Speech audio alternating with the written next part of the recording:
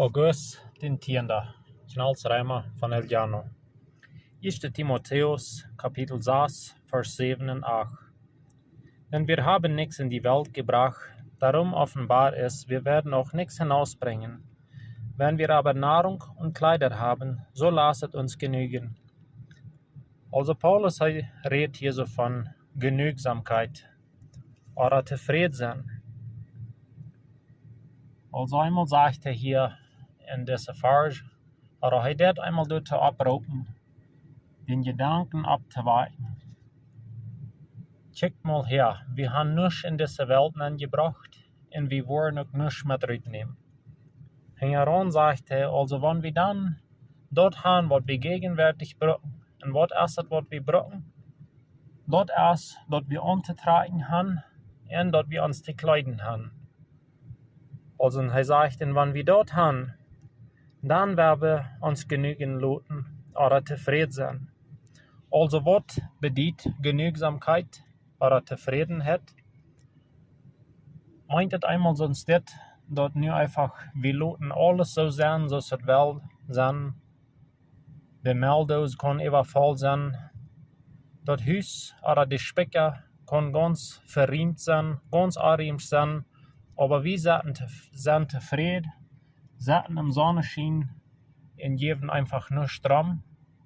In jedem Fall redet Paulus nicht von Sund, sondern einfach uns begnügen mit dort, was du hast.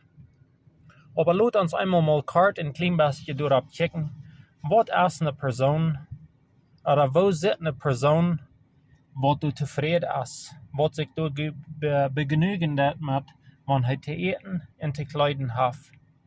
Dort ist so eine Person, die kann jeden Moment genießen.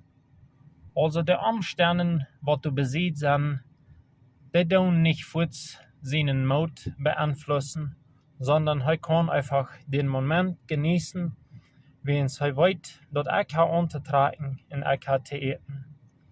Noch ein paar andere Dinge, was wir eine zufriedene Person sein.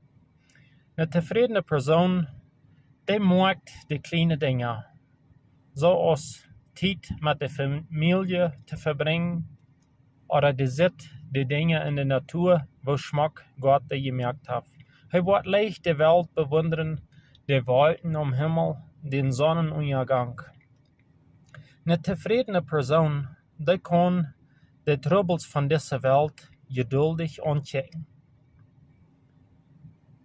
Eine zufriedene Person, die hat diese Abundance Mentality. Was meint das?